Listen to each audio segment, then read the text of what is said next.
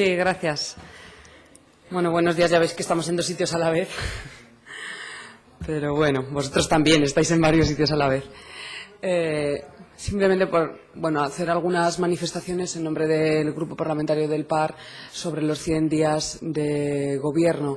Lo podríamos resumir como que tenemos una gran preocupación por este gobierno, por la inestabilidad y la debilidad que demuestra tener y que vimos además evidenciada en el pasado pleno, en el que hubo intervenciones entre el grupo parlamentario que apoyó la investidura de Lambán, el grupo Podemos, con el Partido Socialista. Realmente vemos que la debilidad es enorme y que hay una gran inestabilidad, y eso nos preocupa porque puede tener sus consecuencias y sus efectos para el funcionamiento de la comunidad autónoma y para los aragoneses. Yo creo que ha sido una política. 100 días son muchos días de gobierno. Estamos hablando de que son más de 3 meses. Es la tercera parte prácticamente de un año, y son muchos días en los que no se han solucionado problemas, los problemas siguen siendo los mismos, en los que aquí se ha dejado de hablar. No se habla de empleo, no se habla de paro, no se habla de los problemas que muchas familias y muchas personas tienen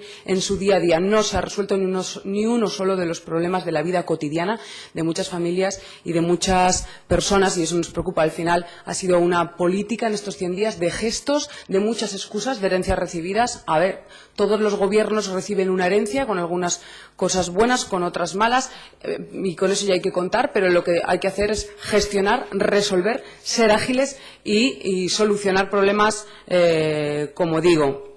Se han judicializado algunos aspectos de la vida política también, especialmente en el ámbito educativo, que yo creo que no van a ningún sitio, que al final es pues una política también de contentar y de satisfacer a los votantes de un gobierno, y no, desde luego, de ejercer de institución, que es lo que es un gobierno, y de intentar ser el gobierno de todos y para todos los aragoneses. Hay que dejarse determinadas ideas en el arco parlamentario, por así decirlo, y cuando se está en el gobierno realmente hay que gobernar para todos, y no simplemente pues para que estén contentos los que han votado a unos o a otros.